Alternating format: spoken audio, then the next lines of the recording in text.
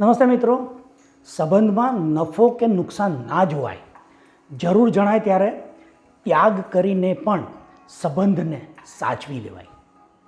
આ વાત સમજવા એક સત્ય ઘટના રજૂ કરું છું. હા, પણ વ્યક્તિની ઓળખ છુપાવવા માટે પાત્રોના નામ મેં જરૂર બદલી નાખ્યા છે. વિશાલ એની પત્ની ભાવિકા અને પુત્ર ભવ્ય ઉર્ફે ગોલુ સાથે કારમાં હાઈવે પર જઈ રહ્યો હતો.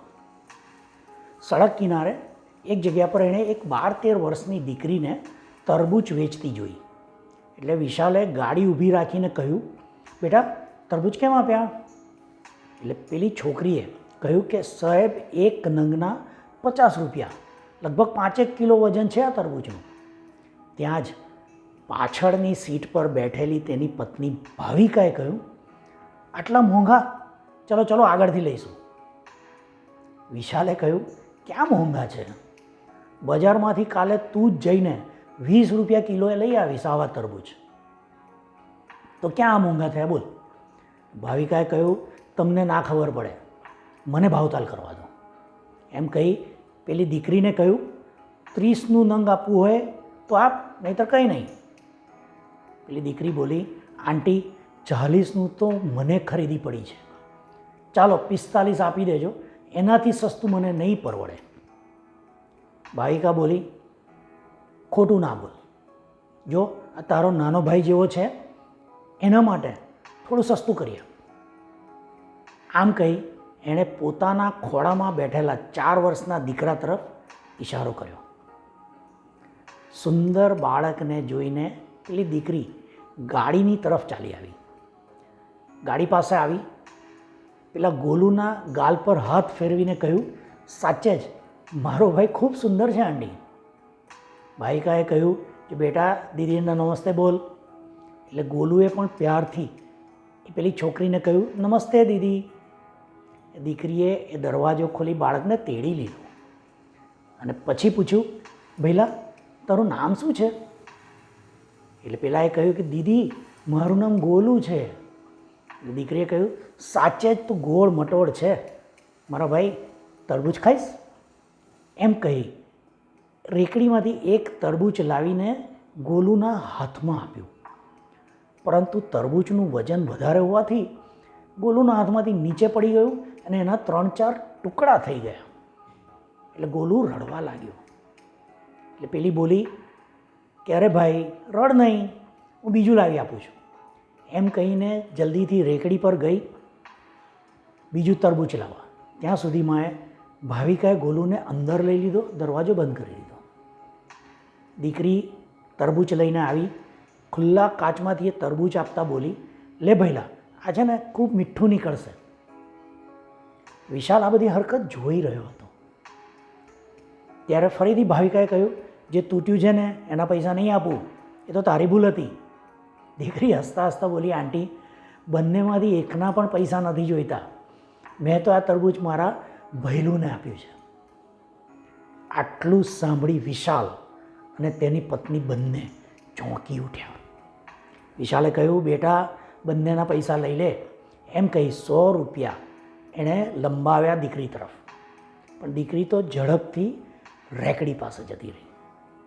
એટલે વિશાલ ગાડીમાંથી નીચે ઉતરી પેલી દીકરી પાસે ગયો, છોકરી પાસે ગયો અને કહ્યું, બેટા પૈસા લઈ લે, તારું ખૂબ નુકસાન થઈ જશે નહીં તો. દીકરી બોલી, સાહેબ માં કહેતી હતી કે જ્યાં સંબંધની વાત આવે ત્યાં નફો કે નુકસાન નહીં જોવાનું. તમે અને આંટીએ ગોલુને મારો ભાઈ કહ્યો, મને ખૂબ ગમ્યું. મારે પણ ગોલુ જેવો ભાઈ હતો, પરંતુ એટલે વિશાલે તરત પૂછ્યું, શું થયું હતું તારા ભાઈને? પેલીએ કહ્યું કે જ્યારે એ 2 વર્ષનો હતો ને ત્યારે રાત્રિના એને ખૂબ તાવ આવ્યો હતો. સવારમાં હોસ્પિટલ લઈ જઈએ તે પહેલાં જ તેણે શ્વાસ છોડી દીધો. અને એમના 1 વર્ષ પહેલાં મારા પપ્પા પણ અમને મૂકીને જતા રહ્યા હતા. અંકલ, મને મારા ભાઈની બહુ યાદ આવે છે અને આ ગોલુને જોઈને મને ફરીથી મારા ભાઈની યાદ આવી ગઈ. હવે ભાવિકાએ પણ કહ્યું કે બેટા પૈસા લઈ લે. પેલી છોકરી બોલી, આંટી ના, હું પૈસા તો નહીં જ લઉં. ભાવિકા ગાડીમાંથી પોતાની બેગમાંથી એક ઝાંઝરની જોડ કાઢી જે તેણે પોતાની 8 વર્ષની દીકરી દિયા માટે આજે જ બજારમાંથી 3000માં ખરીદી હતી. તે આ દીકરીને દેતા બોલી, તે ગોલુને ભાઈ માન્યો છે ને તો હું તારી માં કહેવાઉં, તો તું ના કહેતી અને આ ઝાંઝર લઈ લે.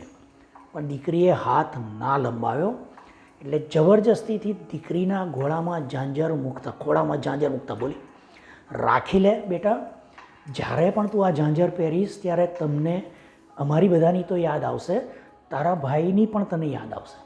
આટલું કહી રડતા આંખે ઝડપથી ગાડીમાં બેસી ગઈ. દીકરીને બાય કહેતા વિશાલે ગાડી સ્ટાર્ટ કરી. ગાડી ચલાવતા એ વિચારી રહ્યો હતો કે ભાવુકતા શું ચીજ છે. થોડા સમય પહેલાં પોતાની પત્ની 10-20 રૂપિયા બચાવવા માટે બાંધછોડ કરી રહી હતી આ છોકરી માટે, અને થોડીક જ ક્ષણોમાં આટલી બદલાઈ ગઈ કે એણે 3000નું ઝાંઝર આ દીકરીને આપી દીધું. વિશાલને અચાનક પેલી દીકરીની વાત યાદ આવી કે સંબંધમાં નફો કે નુકસાન ના જોવાય. વિશાલનો થોડા વર્ષોથી પ્રોપર્ટી બાબતે પોતાના મોટાભાઈ વિનાયક સાથે કેસ ચાલી રહ્યો હતો. આ વાત સમજતા એણે તરત જ પોતાના ભાઈને ફોન લગાવ્યો ગાડીમાં બેઠા અને કહ્યું કે ભાઈ, હું વિશાલ બોલું છું. સામેથી એના ભાઈ વિનાયકે કહ્યું, કેમ ફોન કર્યો?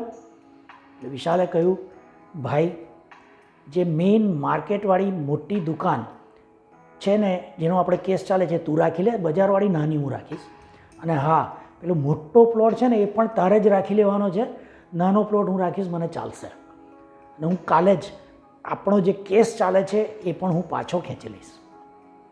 સામેથી થોડો સમય અવાજ ના આવ્યો, પણ પછી એના મોટાભાઈ વિનાયકે કહ્યું, છોટું, આમ કરવાથી તો તને બહુ જ નુકસાન થઈ જશે.